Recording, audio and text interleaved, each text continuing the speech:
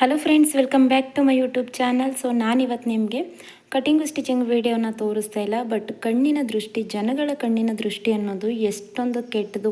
So ನನ್ನ ಲೈಫಲ್ಲೂ ಕೂಡ ಅದು ಆಗಿದೆ. ಅದು ಏನಾಯಿತು ಅಂತ ಅಂದ್ಬಿಟ್ಟು ನಾನು ಇವತ್ತು ನಿಮಗೆ ಹೇಳ್ಕೊಡ್ತೀನಿ. ಸೊ ಅದಕ್ಕೂ ಮುಂಚೆ ಇವಾಗ ಆಷಾಢ ಅಲ್ವಾ, ಬ್ಲೌಸಸ್ ಎಲ್ಲ, ಮದುವೆ ಬ್ಲೌಸಸ್ ಎಲ್ಲ ಮುಗೀತು. ಸೊ ಹಾಗಾಗಿ ಮತ್ತೆ ಇದನ್ನೆಲ್ಲ ಅರ್ಜೆಂಟಲ್ಲಿ ಸ್ಟಿಚ್ ಮಾಡ್ತಾ ಇರ್ತೀವಿ. ಸೊ ಹಾಗಾಗಿ ಮತ್ತೆ ಇದನ್ನೆಲ್ಲ ನೀಟಾಗಿ ಜೋಡಿಸಿಟ್ಬಿಟ್ರೆ ಅದಾದಮೇಲೆ ನಾವು ಇವಾಗ ಮತ್ತೆ ನಮಗೆ ಸೊ ನೋಡಿ, ಥ್ರೆಡ್ ಪೈಪಿಂಗ್ ಎಲ್ಲ ಕಲರ್ಸಲ್ಲೂ ಕೂಡ ಇದೆ. ಈ ರೀತಿ ನೀವು ಒಂದು ಸೆಟ್ನ ತಂದು ಇಟ್ಕೊಂಡ್ರೆ ಎಲ್ಲ ಕಲರ್ಸಲ್ಲೂ ಕೂಡ ಬ್ಲೌಸಸ್ನ ಹಾಕೋಬೋದು. ಹಾಗಾಗಿ ಪ್ರತಿಯೊಂದೂ ಕೂಡ ಅಲ್ಲಲ್ಲೇ ಇಟ್ಬಿಟ್ಟಿದೆ ಮದುವೆ ಬ್ಲೌಸು. ಹಾಗೆಯೇ ನನಗೂ ಕೂಡ ಪ್ರಾಬ್ಲಮ್ ಆಗಿತ್ತು ಅಂದೆ ಅಲ್ವಾ, ಹಾಗಾಗಿ ಏನೂ ಕೂಡ ಕ್ಲೀನ್ ಮಾಡೋದಕ್ಕಾಗಿರಲಿಲ್ಲ. ಸೊ ಇವತ್ತು ಅದನ್ನೆಲ್ಲ ಕ್ಲೀನ್ ಮಾಡ್ಕೊಂಡು ಬಿಟ್ಟರೆ ಮತ್ತೆ ಸ್ಟಿಚಿಂಗ್ ಮಾಡೋದಕ್ಕೆ ಅಂತ ಕೂತ್ಕೊಂಡ್ರೆ ನಮಗೆ ಕ್ಲೀನಿಂಗ್ ಮಾಡೋದಕ್ಕೆ ಮನಸ್ಸಾಗೋದಿಲ್ಲ. ಸೊ ಅದಕ್ಕೆ ಏನು ಮಾಡ್ತೀನಿ, ನಾನು ಫಸ್ಟು ಸ್ಟಿಚಿಂಗ್ ಎಲ್ಲ ಕೂತ್ಕೊಳ್ಳೋದ್ಕಿಂತ ಮುಂಚೆ ಇದನ್ನೆಲ್ಲ ಕ್ಲೀನ್ ಮಾಡ್ಕೊಂಡು ಬಿಡ್ತೀನಿ.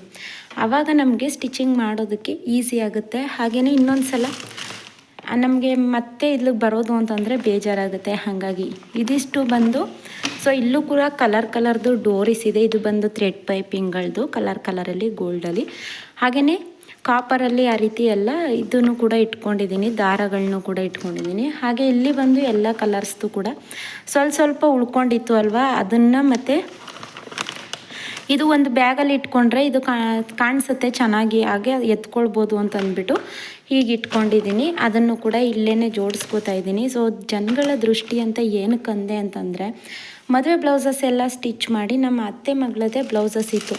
ಸೊ ಅದನ್ನು ಸ್ಟಿಚ್ ಮಾಡೋದಿತ್ತು. ಬಟ್ ಆವಾಗ ಏನಾಯಿತು ಅಂತಂದರೆ, ಅದನ್ನು ಬ್ಲೌಸ್ನ ಸ್ಟಿಚ್ ಮಾಡಬೇಕು ಅನ್ನೋ ಅಷ್ಟರಲ್ಲಿ ಚಿಕ್ಕದಾಗಿ ನನಗೆ ಸ್ಕೂಟರ್ನಲ್ಲಿ ಆಕ್ಸಿಡೆಂಟ್ ಆಯಿತು. ಸೊ ನೀವು ಕೇಳ್ಬೋದು, ನೀವು ಬಿದ್ದದಕ್ಕೆ ಅದೆಲ್ಲ ನೀವು ಮ್ಯಾಟರ್ ಅಂತ ಹೇಳ್ತೀರಾ ಅಂತ ನೀವು ಕೇಳ್ಬೋದು. ಬಟ್ ಏನಾಗುತ್ತೆ ಅಂತಂದರೆ, ನಾವು ಇವಾಗ ಯಾವುದೇ ಒಂದು ಕೆಲಸ ಮಾಡ್ತೀವಿ ಅಂತಂದಾಗಲೂ ಇಷ್ಟೊಂದು ಬ್ಲೌಸಸ್ ಸ್ಟಿಚ್ ಮಾಡ್ತಾಳೆ, ನೈಟ್ವರೆಗೂ ಕೂಡ ಮಾಡ್ತಾಳೆ ಅಂತ ಅಂದ್ಬಿಟ್ಟು, ಆಮೇಲೆ ಏನು ಗೊತ್ತಾ, ಈ ಮಿಷಿನ್ ಜೊತೇಲಿ ಇಲ್ಲಿ ಓವರ್ಲಾಕ್ ಮಷಿನ್ ಕೂಡ ಇಟ್ಕೊಂಡಿದೆ ಇದ್ರ ಜೊತೇಲಿ. ಸೊ ಝೆಗ್ಝಾಗ್ ಮಷಿನ್ ಜೊತೇಲಿ ಹಾಗೆಯೇ ಓವರ್ಲಾಕ್ ಮಷಿನು, ಮತ್ತು ಈ ಕಡೆ ಒಂದು ನಾನು ಸ್ಟಿಚಿಂಗ್ ಮಷಿನ್ನ ಇಟ್ಕೊಂಡಿದ್ದೆ. ಸೊ ನೋಡಿ, ಇದು ಬಂದು ನಾನು ಇದನ್ನು ಕೂಡ ಒಂದು ವೀಡಿಯೋ ಮಾಡಿ ಅಪ್ಲೋಡ್ ಮಾಡಿದ್ದೀನಿ, ಯಾವ ಸೈಡು ನಾವು ಸ್ಟಿಚಿಂಗ್ ಮೆಷಿನ್ನ ಇಟ್ಕೋಬೇಕು ಅಂತಂದ್ಬಿಟ್ಟು. ವಾಯ್ಸ್ ಕೂಡ ಹೋಗ್ಬಿಟ್ಟಿದೆ ನಂದು, ಕರೆಕ್ಟಾಗಿ ಜೋರಾಗಿ ಮಾತಾಡ್ತಿದ್ದೆ. ಇನ್ನೂ ಕೂಡ ನಾವು ಸೂರ್ಯ ಉದಯಿಸೋವಂಥ ದಿಕ್ಕಿಗೆ ಯಾವಾಗಲೂ ಕೂಡ ಸ್ಟಿಚಿಂಗ್ ಮಿಷಿನ್ ಇರಬೇಕು.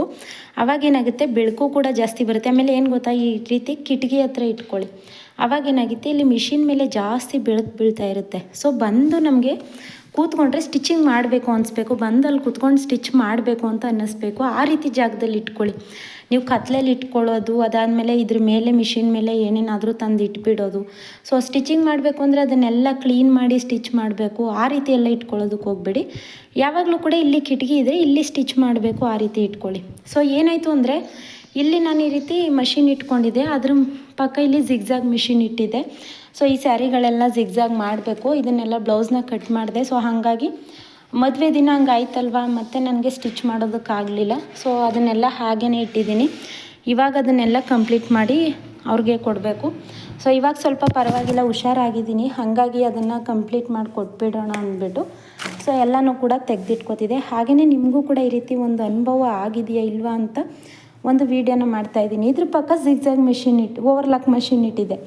ಸೊ ಎಲ್ಲ ಬಂದವರೆಲ್ಲ ಏನು ಹೇಳೋದು, ಅಯ್ಯೋ 3 ಮಿಷಿನ್ ಇದೆ, 3 ಮಿಷಿನಲ್ಲೂ ಸಂಪಾದನೆ, ಆ ರೀತಿ ಮಾತಾಡೋದು ನನ್ನ ಎದುರಿಗೇನೆ ಹೇಳ್ತಾಯಿದ್ರು. ಸೊ ಹಾಗಾಗಿ ಏನು ಮಾಡಿದ್ದೀನಿ ಅಂತಂದರೆ, ಇದನ್ನು ತಂದು ಒಳಗಡೆ ಇಟ್ಟಿದ್ದೀನಿ, ರೂಮ್ ಒಳಗಡೆ. ಸೊ ನೋಡಿ, ಇಲ್ಲಿ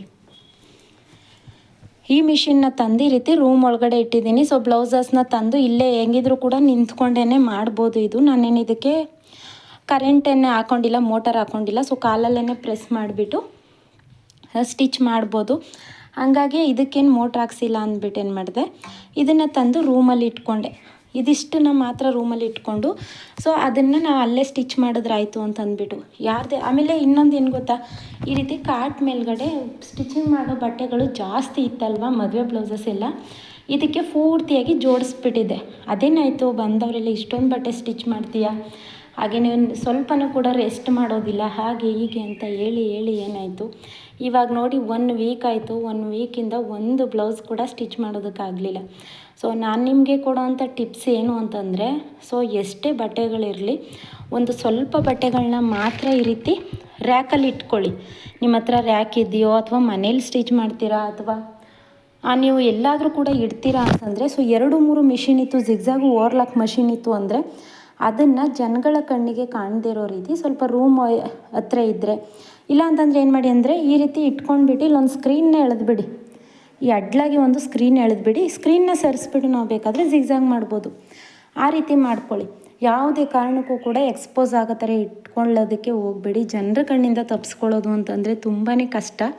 ಸೊ ನನಗೆ ಹಿಂಗಾಯಿತು ಅಂತ ನಾನು ಹೇಳ್ತಾ ಇಲ್ಲ, ಬಟ್ ಏನಾಗುತ್ತೆ ಗೊತ್ತಾ, ನಿಮಗೆ ಸ್ಟಿಚ್ಚಿಂಗ್ ಮಾಡೋದಕ್ಕೂ ಕೂಡ ಮನಸ್ಸಾಗೋದಿಲ್ಲ, ಆ ರೀತಿ ಆಗುತ್ತೆ. ಸೊ ನಾನು ಕೂಡ ಇದನ್ನೆಲ್ಲ ಇವಾಗ ಕ್ಲೀನ್ ಮಾಡಿ, ಹಾಗೆಯೇ ಇಲ್ಲಿಯೂ ಕೂಡ ಒಂದಷ್ಟು ಬಟ್ಟೆಗಳಿದೆ, ಇದನ್ನೆಲ್ಲ ರೆಡಿ ಮಾಡಿಕೊಟ್ಬಿಡ್ತೀನಿ. ಸೊ ನಮ್ಮ ಊರಲ್ಲಿ ಹಬ್ಬ ಇದೆ, ಆ ಹಬ್ಬಕ್ಕೆ ಮತ್ತೆ ಬಟ್ಟೆಗಳೆಲ್ಲ ಸ್ಟಾರ್ಟ್ ಆಗುತ್ತೆ. ಆಷಾಢದಲ್ಲಿ ಮಾಡೋ ಅಂಥದ್ದು ಅದು. ಹಾಗಾಗಿ ಅಮ್ಮನವ್ರದ್ದು ಹಬ್ಬ ಮಾಡ್ತಾರೆ ಆಷಾಢದಲ್ಲಿ. ಸೊ ಆ ಹಬ್ಬಕ್ಕೆ ಮತ್ತೆ ಬಟ್ಟೆಗಳೆಲ್ಲ ಸ್ಟಾರ್ಟ್ ಆಗುತ್ತೆ ಅಲ್ವಾ. ಅಷ್ಟರಲ್ಲಿ ಇದಿಷ್ಟು ಬಟ್ಟೆಗಳನ್ನ ಸ್ಟಿಚ್ ಮಾಡಿ ಕೊಟ್ಬಿಟ್ರೆ ಮತ್ತೆ ಆ ಬಟ್ಟೆಗಳು ಬಂದಾಗ ಸ್ಟಿಚ್ ಮಾಡೋದಕ್ಕೆ ಈಸಿ ಆಗುತ್ತೆ. ಸೊ ಟೈಲರ್ಗಳಿಗೆ ಪ್ರತಿಯೊಬ್ಬರು ಕೂಡ ಹೇಳ್ತಿರ್ತಾರೆ, ಹೇಳಿದ ಟೈಮ್ಗೆ ಕರೆಕ್ಟಾಗಿ ಬಟ್ಟೆ ಕೊಡೋದಿಲ್ಲ, ಹಾಗೆ ಹೀಗೆ ಅಂತಂದ್ಬಿಟ್ಟು. ಸೊ ನೀವು ಏನು ಮಾಡಿ ಅಂತಂದರೆ ಅಲ್ಲಿ ಕೊಟ್ಟ ತಕ್ಷಣ ಅಲ್ಲಿ ಸ್ಟಿಚ್ ಮಾಡಿ ಕೊಟ್ಬಿಡಿ. ಸೊ 1 ದಿನ ಆಗಲಿ ಅಥವಾ 2 ದಿನ ಆಗಲಿ ಕೊಟ್ಟ ತಕ್ಷಣ ಸ್ಟಿಚ್ ಮಾಡಿ ಕೊಟ್ಬಿಡ್ತು ಅಂತಂದರೆ ಅವಾಗ ಏನಾಗುತ್ತೆ, ಅವ್ರಿಗೆ ನಿಮಗೇ ಈಸಿ ಆಗುತ್ತೆ. ಸೊ ಇನ್ನೊಂದಷ್ಟು ಬಟ್ಟೆಗಳನ್ನ ಕೊಡೋ ಅಷ್ಟರಲ್ಲಿ ನೀವು ಈ ಬಟ್ಟೆಗಳನ್ನೆಲ್ಲ, ಇವಾಗ ನಾನು ಅಷ್ಟೇ ಹಬ್ಬಕ್ಕೆ ಬಟ್ಟೆ ಬರೋ ಅಷ್ಟರಲ್ಲಿ, ಇವಾಗ ಮದುವೆ ಬ್ಲೌಸಸ್ ನನ್ನ ವೀಡಿಯೋಗಳು ನೋಡಿದರೆ ಗೊತ್ತಿರ್ಬೋದು ನಿಮಗೇ ಎಷ್ಟೊಂದು ರಾಶಿ ಇತ್ತು ಅಂತ. ಸೊ ಮದುವೆ ಬ್ಲೌಸಸ್ ಜೊತೆಯಲ್ಲಿ ಇನ್ನೊಂದಷ್ಟು ಬ್ಲೌಸ್ಗಳನ್ನೂ ಕೂಡ ಸ್ಟಿಚ್ ಮಾಡಿ ಕೊಟ್ಬಿಟ್ಟೆ. ಬಟ್ ಇವಾಗ 8 ದಿನ ಆಯಿತು ಕರೆಕ್ಟಾಗಿ ನಾನು ಸ್ಟಿಚ್ ಮಾಡಿ. ಆವಾಗಲಿಂದ ನನಗೆ ಸ್ಟಿಚ್ ಮಾಡೋದಕ್ಕಾಗಲಿಲ್ಲ, ಯಾಕಂತಂದರೆ ಕಾಲಲ್ಲೇ ನೋವಾಗಿಬಿಟ್ಟಿತ್ತು, ಅದು ಸ್ಕೂಟರಿಂದ ಬಿದ್ದಿದ್ದು. ಹಾಗಾಗಿ ನಾವು ಹೆಂಗಿದ್ರು ಕಾಲಲ್ಲೇ ಪ್ರೆಸ್ ಮಾಡಬೇಕಲ್ವ ಮಷಿನ್ನ, ಹಾಗಾಗಿ ನನಗೆ ಆಗಲಿಲ್ಲ, ಅದಕ್ಕೋಸ್ಕರ ಅದನ್ನ ಸ್ಟಿಚ್ ಮಾಡಿಲ್ಲ. ಸೊ ನಾನು ಇವತ್ತು ಕೂಡ ಸ್ಟಿಚ್ ಮಾಡ್ತಾಯಿಲ್ಲ, ಯಾಕಂತಂದರೆ ಫಸ್ಟು ಕಟ್ಟಿಂಗ್ ಎಲ್ಲ ಮಾಡಿ ಇಟ್ಕೊಂಡು ಬಿಡ್ತೀನಿ, ಅದಾದಮೇಲೆ ಬೇಕಾದರೆ ಸ್ಟಿಚ್ ಮಾಡ್ಕೋಬೋದು ಅಂತ. ಸೊ ಅಷ್ಟರಲ್ಲಿ ಎಲ್ಲಕ್ಕೂ ಕೂಡ ಆಯ್ಲಿಂಗ್ ಮಾಡಿ ಇಟ್ಕೊಂಡು ಬಿಟ್ಟರೆ ನಮಗೆ ಸ್ಟಿಚ್ ಮಾಡೋದಕ್ಕೆ ಈಸಿ ಆಗಿಬಿಡುತ್ತೆ. ಸೊ ಅದಕ್ಕೋಸ್ಕರನೇ ಆಯ್ಲಿಂಗ್ ಅಂತೂ ಪ್ರತಿಯೊಂದನ್ನು ಕೂಡ ನಾನು ವಾರಕ್ಕೆ ಒಂದು ಸಲನಾದರೂ ಮಾಡ್ತಾನೆ ಇರ್ತೀನಿ. ನಿಮ್ಮದೇನಾದರೂ ಹೊಸ ಮಿಷಿನ್ ಇತ್ತು ಅಂತಂದರೆ ನೀವು 2 ಡೇಸ್ಗೆ ಒಂದು ಸಲ ಆಯ್ಲಿಂಗ್ ಮಾಡಲೇಬೇಕು. ಇದು ಆಯ್ಲಿಂಗ್ ಮಾಡೋದು ಕೂಡ ನಿಮ್ಗೆ ಏನಾದರೂ ಗೊತ್ತಿಲ್ಲ ಅಂತಂದರೆ ನನಗೆ ಕಮೆಂಟ್ ಮಾಡಿ ತಿಳಿಸಿ, ವೀಡಿಯೋನ ಮಾಡಿ ಅಪ್ಲೋಡ್ ಮಾಡ್ತೀನಿ. ಸೊ ಮಷಿನ್ಗಳು ಸುಮಾರು ವರ್ಷ ಬಾಳಿಕೆ ಬರುತ್ತೆ ಈ ರೀತಿ ಆಯ್ಲಿಂಗ್ ಮಾಡಿದ್ರೆ.